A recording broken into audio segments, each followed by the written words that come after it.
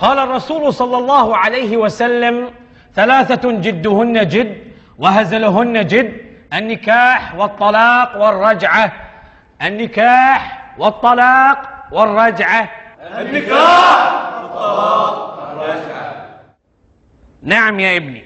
أستاذ، أنا الحين أعرف معنى الطلاق وأعرف معنى الرجعة، بس النكاح شنو؟ سؤال جميل.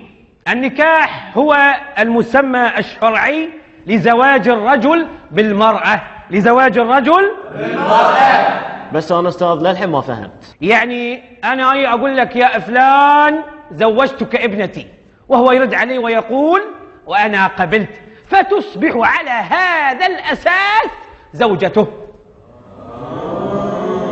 لا أستاذ ما فهمت. يعني يا جاسم أنا أقول لك: يا جاسم زوجتك ابنتي. وأنا قبلت. قبلت؟ إيه؟ قبلت شنو؟ أتزوج بنتك. زواج بنتي يعني؟ إيه؟ لا لا لا لا يا طلق طلق الحين أقول لك طلق. لا أستاذ بابا مطلق. شنو مو مطلق بها؟ أنا كنت أشرح لك الدرس، ما كنت قصدي أن أزوجك بنتي. أستاذ الحين أنا تزوجت بنتك على حسب شرحك لنا، وكل الصبيان في الصف الحين شهود، صح؟ صح. البركة يا جاسم تستاهل. الله يسلمك. منك المال ومن هالعيال. عزيز. ألف الصلاة والسلام عليك يا حبيب الله محمد. وبارك أرسل بينك وبين قمر واللي ذبح بين حمرين الله يطول بعمره.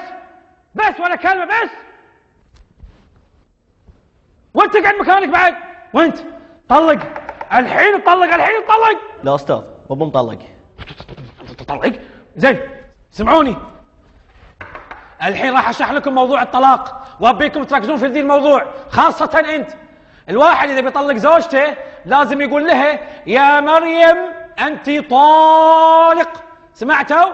وراح ابتدي فيك يا جاسم. يلا ريبيت وذ مي.